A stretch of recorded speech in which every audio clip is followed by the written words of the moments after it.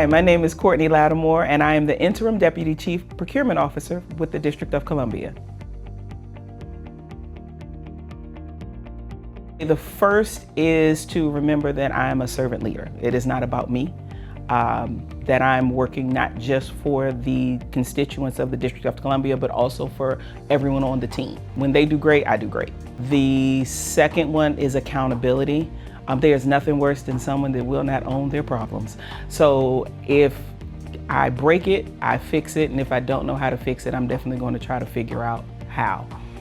And then I think the last value is being a good listener, because if you don't listen to what your clients and what your staff is saying, you're really not going to know how to help them. I think it is being flexible, because the thing about procurement that a lot of people don't know is that it changes. You start off with a plan each day, and then you have to be able to pivot. So having the flexibility to pivot, even in the role that I am in, it's just making sure that you have the skills, you keep building your skills, so when those pivot moments come up, you're ready.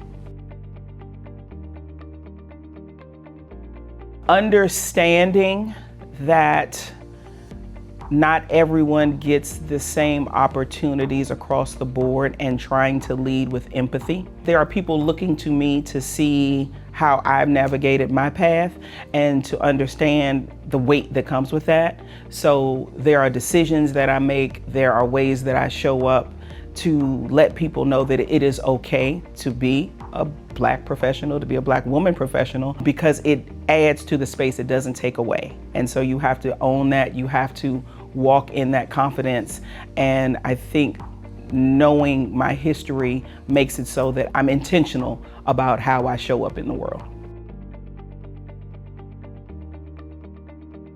Consistent learning, and learning from all areas and aspects of the world. One of the things that has helped me is I try to listen to a podcast or an audio book, and some of it is in business, some of it is in emotional intelligence, some of it is in sports and in coaching, because you can take knowledge from every area and use that in your day-to-day operations and work. I think another thing is to understand that you belong, and you have value, and that you should never not use your voice. When you know what you're talking about, absolutely, you speak up and use your voice. But part of knowing what you're talking about is that consistent learning and that yearning to just always want to know and do better. And then I think also operating in excellence. We should all show up. If we're talking about the blueprint, we should all show up to be the absolute best of the best every day. And that comes in, whether it's a menial task or something major, the goal is to win and do the best you can.